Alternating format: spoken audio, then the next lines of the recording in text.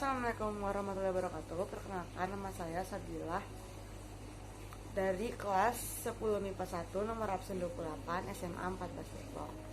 Jadi saya di sini akan menjelaskan tentang bahasa Indonesia, yaitu teks eksposisi. Jadi teks eksposisi itu merupakan paparan yang bertujuan memberitahu atau menerangkan sesuatu.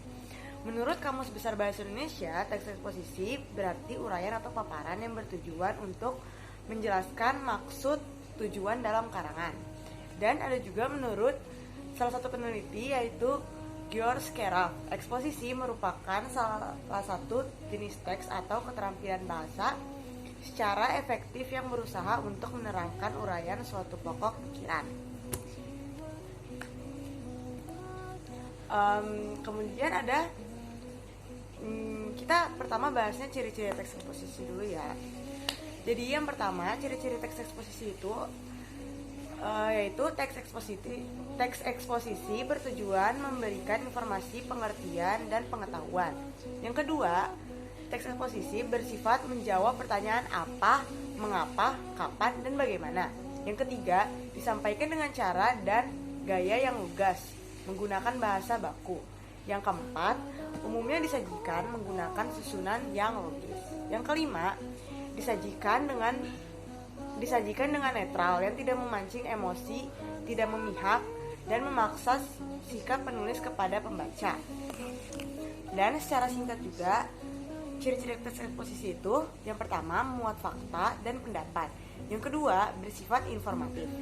Yang ketiga, memuat informasi dan pengetahuan. Yang keempat, terdapat penilaian dan upaya membujuk. Yang kelima, disampaikan dalam bentuk baku. Kemudian ada jenis-jenis teks eksposisi. Jadi teks eksposisi itu yang akan saya sebutkan di sini tuh ada 6 jenis. Yang pertama yaitu teks eksposisi definisi. Teks eksposisi definisi adalah suatu paragraf yang memiliki isi mengenai pengertian sesuatu hal. Yang kedua, teks identifikasi. Eksposisi identifikasi adalah teks karangan yang menyebutkan ciri-ciri. Yang ketiga adalah teks eksposisi perbandingan atau pertentangan. Eksposisi perbandingan atau pertentangan dalam paragraf yang dalam hal ini penulis mencoba menerangkan ide kalimat utama dengan membandingkan satu hal dengan hal yang lain. Yang keempat ada eksposisi ilustrasi. Eksposisi ilustrasi adalah suatu paragraf eksposisi yang memberikan gambar secara sederhana tentang sesuatu dengan sesuatu yang lainnya yang memiliki kesamaan. Yang kelima ada teks eksposisi klasifikasi. Teks eksposisi klasifikasi adalah paragraf yang membagi suatu dalam pengelompokan ke dalam kategori-kategori. Yang keenam ada teks eksposisi analisis.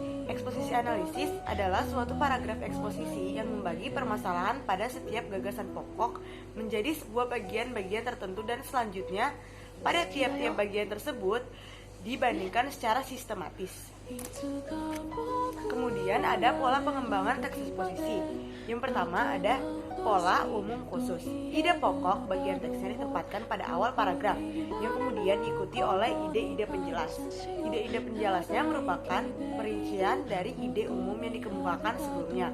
Pola demikian dikenalkan juga sebagai paragraf deduktif. Kemudian ada pola khusus umum. Beda ya sama yang pertama. Yang pertama itu pola umum khusus. Yang kedua ini pola khusus umum. Jadi hal-hal yang bersifat khusus diikuti oleh uraian yang bersifat umum.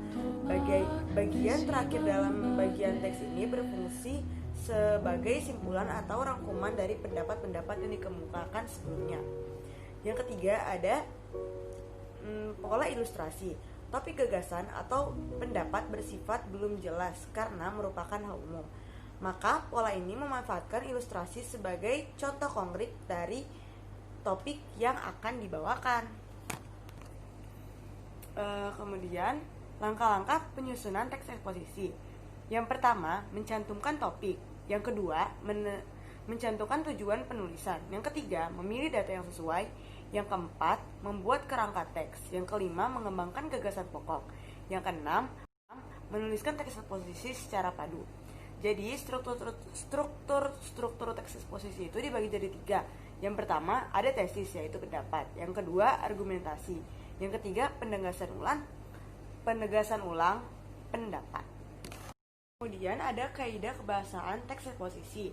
Yang pertama menggunakan pernyataan-pernyataan persuasif.